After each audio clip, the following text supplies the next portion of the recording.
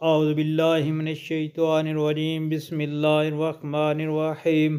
अस्सलामुअलैकुम प्यारे बहन भाइयों, अल्लाह पाक से दुआ है आपको सेहत, तंदुरुस्ती और अमन वाली ज़िंदगी अता फ़रमाए और आपकी रिज़्क़ में बरकत और कुशादगी अता फ़रमाए। आमीन या रब्बल आलमीन। तीन गुनाह कभी माफ़ नहीं होंगे, तीन गुनाह कभी माफ़ नहीं होंगे। हज़रत इब्न अब्बास रज़ी अल्लाह ताला अन्हो से रवायत है कि नबी करीम सल्लल्लाहु अलैहि वसल्लम ने इरशाद पाक फरमाया कि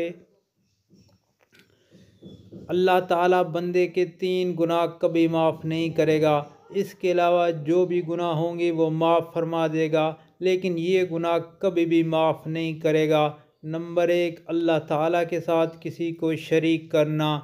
नंबर दो, जादू करना या करवाना।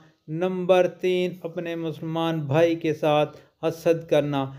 शिरक दोस्तों इस कदर संगीन जुर्म है कि शिरक करने वाले आदमी का कोई अमल नहीं कबूल होता।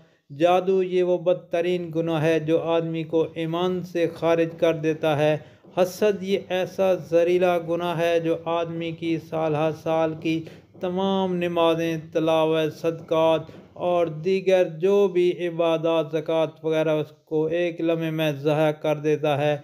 दोस्तों लिहाजा इन गुनाहों से बचने का एहतमाम कीजिए और अपने मुसलमान भाइयों को इनसे बचने की नसीहत कीजिए ताकि हर किसी का भला हो। और आपसे गुजारिश है कि इस वीडियो को आगे दोस्तों और घर वालों के साथ लाजमी शेयर कीजिए ताकि हर किसी का भला हो। और नबी पाक सल्लल्लाहु अलैहि वसल्लम का फरमान कि उस चेहरे को तरोताज़ा अल्लाह पाक रखेगा जिसने मेरी बात सुनी और उसको आगे शेयर किया। अल्लाह ताला आपकी परेशानियों को और जो भी हर किस्म की तकलीफ़ों को दूर फरमाएगा।